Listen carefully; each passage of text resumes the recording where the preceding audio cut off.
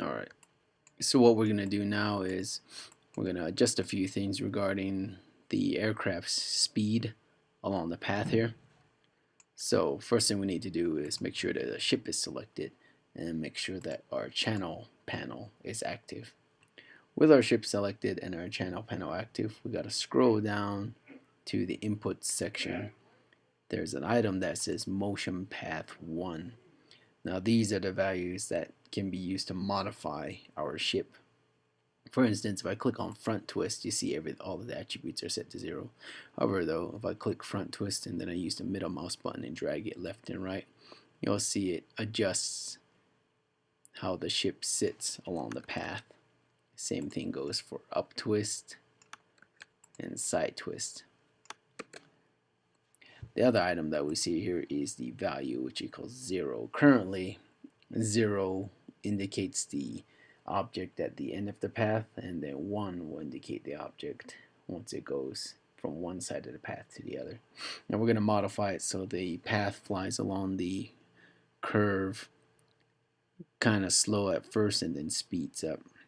Okay, so in order to do that, we'll click the U value here, and you should see some keyframes already keyed. You see right here, frame 60 is where the ship actually starts moving along the curve here, and then frame 240 is where it winds up at the end.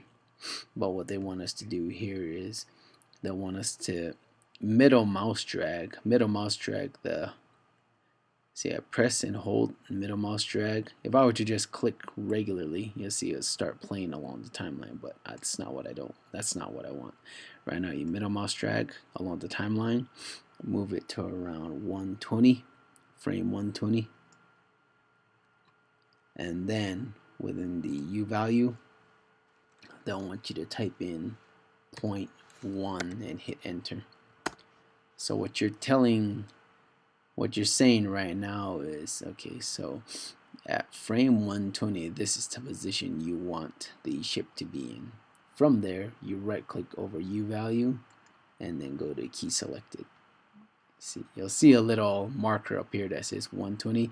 You'll also see a new keyframe up here at 120 here. So if we play the animation, 60, it's going to start off kind of slow, then boom. Okay. You're going to want you to do another thing here. I'm going to use the same technique. You're going to middle mouse drag right up to 180. That's where our playhead should be, and in the same area, the U value, we're going to type in 0.9.